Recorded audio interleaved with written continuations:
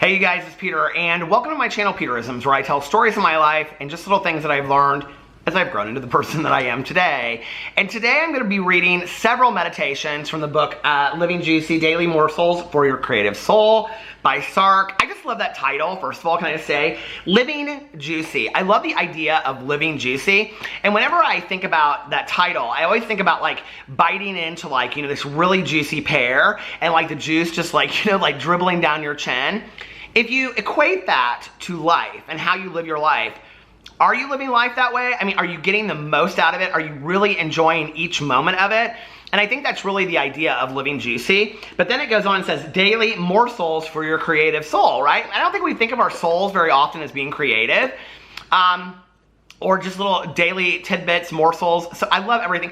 Sark is one of my favorite like self-help, motivational people in the world, and I love her books. So if you've never checked out her books, many of them are directed towards women, but I don't think it really matters because I read them and I love them. So, and I don't think she would say that they were directed towards women. But she has some specific journals and things like that that are like for women. So anyway, you should go check her out. Sark, S-A-R-K. I think I have some of her stuff linked in my Amazon shop listed below. You guys can go check her out and then go purchase her wherever you want. But she kind of does themes in her meditation book. And like she'll talk about freedom, or she'll talk about, dreaming or whatever. And I've done this before where I've read several meditations of hers in a row. Well, starting on July 1st, she did one on believing.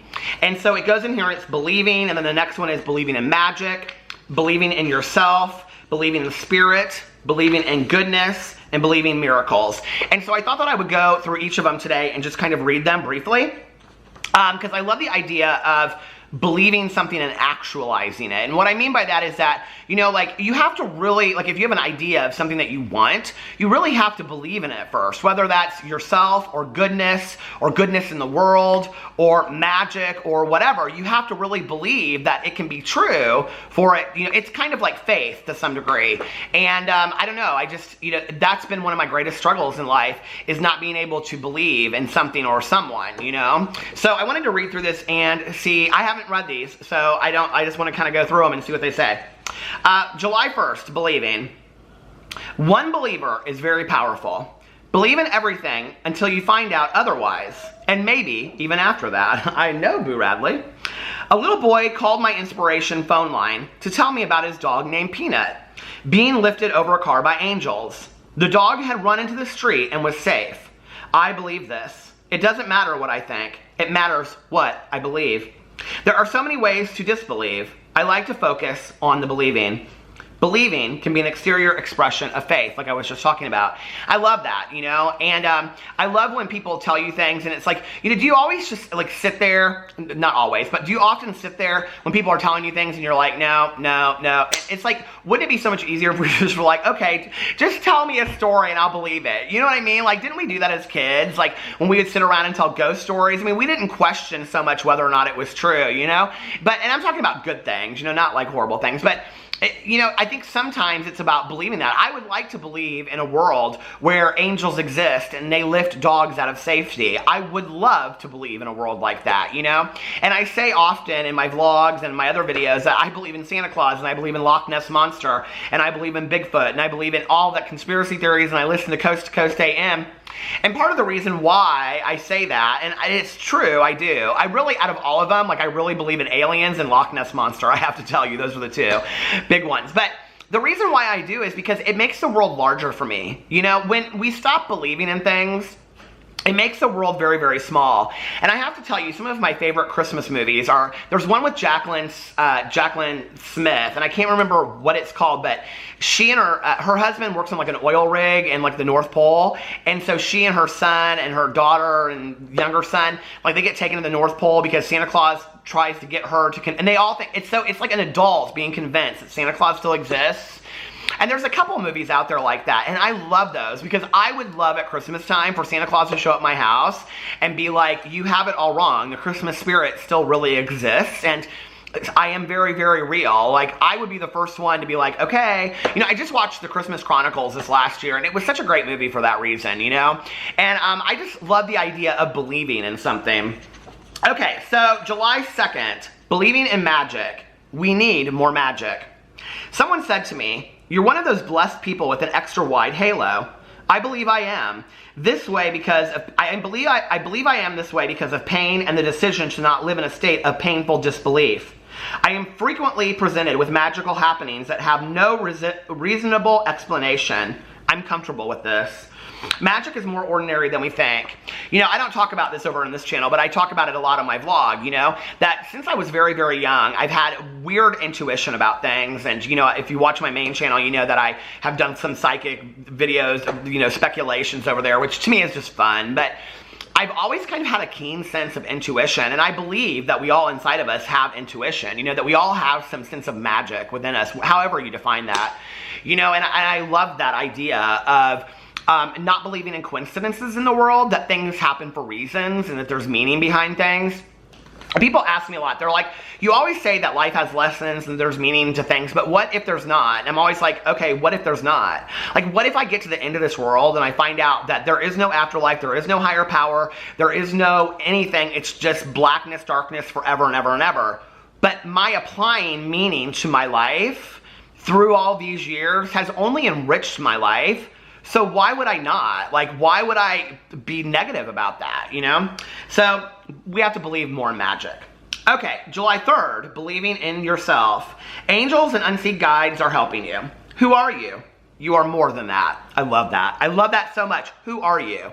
Whatever you conceptualize, you are more than that. Isn't that great? Like, that is so simple, but I don't think about that a lot. When you think about who you are, and this is so funny because I'm reading The Pines by Blake Crouch right now, and in there, like, he's having this conversation with himself, and he's like, who are you? You're this person, but no, really, who are you? And then he's like, well, you're in love with your wife, and you love your son, and this and that, and you were, you know, in the military, and he's like, but who are you? Like, at your core, who are you? You're more than that, you know? I'm continually astounded by people thinking I've done so much when I feel I've barely begun. I relate to that so much. Like, I feel like that all the time, you know? It's like, people say to me, oh my God, you've done so much with your life. And I'm like, oh my God, my life's not over. Slow down. Like, I'm only 47. You know what I mean? I believe I'm capable of so much more, mostly because of my spiritual beliefs. I know that I'm not alone doing it. You are never alone. And I believe in that as well. But you don't have to, you know? And you can believe in the universe or the wind or whatever. But one example of this, I can always do more idea that I love. And I don't think I've talked about this in a while on here. I may have talked about it in my vlog. I just told the story recently, so I don't know where. But you know, like when kindergarten teachers, they have like their students go, reach as high as you possibly can. And all the kids go, ah, and they're like, reach up as high as they can. And the teacher's like, reach up higher, reach up higher. I may have just told this on here, so if I did, I apologize. And then all the kids like stand on their tippy toes and they reach even higher. And then she's like, can you even reach higher? And they're like jumping and jumping. And she's like, can you touch the ceiling? And they get their chairs out and they stand on their chairs, you know? And it's like, there's no limit to how far we can go. And we have to think that way, you know? Okay, July 4th, believing in spirit. Like being above and below the garden. What does this mean to you? Spiritual beliefs are private, sometimes public. I believe in God. I'm not sure that name is the right one, but I can't seem to find a better one that fits. So I'll use this one for now. There is a lot more to this story, but I can't fit it on a 5x7 piece of paper. Spiritual belief can be a deep process. So true. You know, like, so part of a 12-step process or program being that, you know, being a person in recovery was, you know, identifying a higher power. And, you know, step 2 is came to believe that a power greater than ourselves to restore us to sanity. And step 3 is made a decision to turn my life and my will over to the care of God as I understood him. Well, I really struggled with those 2 steps when I first got sober. And I remember, like, my sponsor at the time was very direct and very hardcore. And there's a saying in the basic text, you know, and he said, you know, God either is or he isn't. And he was like, you know, what do you believe? Do you believe there's something out there? And I said, I believe that there's something out there. And he was like, okay, that's enough for right now. You don't need to put a name to it. And I'm like, okay, but I want to put a name to it. And he was like, right now, maybe that's just enough. Can you believe that it's bigger than you? And I'm like, oh yeah. And he was like, can you believe, and I've heard this a lot in people's stories, he's like, can you believe that anything that would be that powerful that you wouldn't understand? And I was like, yeah, I can believe that. And he was like, then right now, that's enough. You know, you don't need to challenge yourself on this. At about 2 years sober, I came back and I wanted to do some real investigation in what I believed in, a higher power. I wanted a higher power. I believed in something. I couldn't identify it. I couldn't internalize it. I didn't know what it was. And I was kind of jealous of people, you know, that would say things and they had to internalize a spiritual belief. And I wanted that. Like, I yearned for that, you know? And so I was talking to my sponsor at that time, and he suggested to me what was my biggest fear? And I said, my biggest fear was death. And he said, go read a book that will spiritually help you with your fear. Okay, so this is kind of funny, but I read the psychic Sylvia Browne's book called The Other Side and Back. And in that book, she talks a lot about deja vu, and she talks about spirit guides, and she talks about making a blueprint for our life. But basically what she's talking about is this reciprocal process, okay, that happens between your higher power and yourself through spirit guides and spirit groups and things like that. And it really resonated with me. And this is the thing, okay? You can think I'm crazy. You don't have to believe in what I believe in, but you have a right to believe in what you want to believe in, even if that's nothing, you know, even if that's absolutely nothing. Every person I've ever dated or been with doesn't believe in anything, right? And it's never stopped us from having a relationship because we respect each other's beliefs. We can respect each other's beliefs and still have that conversation, you know? So that started my journey for me. And from there, I went on and I read about so many things that to this day I still do not understand about. You know, I read about, you know, Buddhism and Christianity and Hinduism and things, and, you know, Native American wisdom. And I read about all these things. And, you know, I had somebody in a very early meeting that I went to. She said to me, I like got up from the meeting and I went to the back and I lit a cigarette, and she goes, she came back and she was like, why'd you leave the meeting? And I said, because they're talking about God. And when I first got sober, the conversation of God really turned me off. And she said, is that what you heard? And I said, yeah, because everybody was like, God this, God that. And she goes, take what you like and leave the rest. And that was so, like, I needed to hear that statement, that I could take what I liked and leave the rest. And that is what happened over time. And one day I kind of just woke up, and I have kind of a spiritual story that's crazy to this, and I'll tell that someday on here. But I woke up one day and I just was kind of like, this is what I believe in. And really all of my concepts come back to learning lessons, becoming the best version of ourselves that we can be, you know, continuing to grow. We're never gonna be this perfect image of ourselves, but working towards love, compassion, kindness, tolerance, you know? And those are the things that I strive for today. Those are, I think, kind of principles that are found in any world religion and any kind of spiritual belief, most of them, you know, if they're positive ones. So I think, you know, I do think that your real deep core beliefs should be somewhat private. Mine are. Like, I'm sharing with you kind of an overall thinking, but like for me, what I really truly believe, I keep to myself usually, you know? Unless somebody asks, and then I'll share it with them because I'm not ashamed of it, you know? If it'll help somebody else in their process of finding whether or not they believe in something or they don't and what they believe in, I'm more than willing to share that story. Okay, the battery died. July 5th, believing in goodness. The light at the end of the tunnel is a freight train, but God is driving. Goodness rules. It is easy to believe in goodness when good things are happening. When there is pain, horror, neglect, or evil, it is profoundly more difficult. As a survivor, I have spoken often about my beliefs and what they mean. This belief of mine comes from a place of deep and absolute knowledge. Life is goodness. And yes, I still experience amnesia and forget this, usually every day. Goodness is all around us all the time. And I love to believe that. You know, it's like when you know, you read, like, even like, you know, Anne Frank, you know, she said in her journals, you know, in her diary that she believed that people were, you know, basically all people were good at heart. And I like to believe that. I want to be proved that people are really, really kind and good. And whenever I start losing faith in humans or whatever, you know, I am equally presented with somebody that is such a good, genuine, kind-hearted person that is like selfless and does so much for others. You know, it seems like I'm presented with those people as examples all the time to say, hello, there is still goodness out there. It's where you choose to look. It is where you choose to gravitate, you know? And I have to remember that. You know, where do I put my grounding? Where do I put my foot? July 6th, believing miracles. Bring baskets for the miracles on wheels. Notice and celebrate daily miracles. Miracles multiply with sharing. And this is kind of like gratitude too, you know? In San Francisco, driving to the art store, crabby and distracted and wanting to run over anyone in my path, I spy a parking place at last.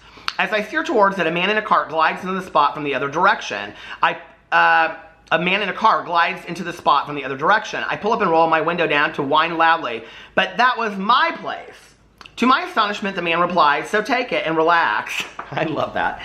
And he glides out of the parking spot. I believe he was an angel, and it affected my whole day. I embraced his gift of relaxation and spread it to others.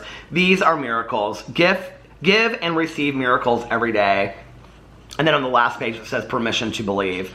I think that is so fantastic, you know, that we can make somebody's day so much easier. I was just talking last night to Alex about this, that, you know, one of the greatest lessons I've ever learned in life is that when we meet somebody on the street during our day, we never know what kind of day they've had. We never know what has preceded their day, you know? And so it's really important for us to like meet people, maybe not where we're at, but maybe where they could be, you know? And I had a friend of mine years ago that she was a hairstylist, and she was talking about how, you know, she wasn't supposed to take clients that were like running more than 10 or 15 minutes late. And this woman came in and she like slid into her chair and she was like 15 minutes late.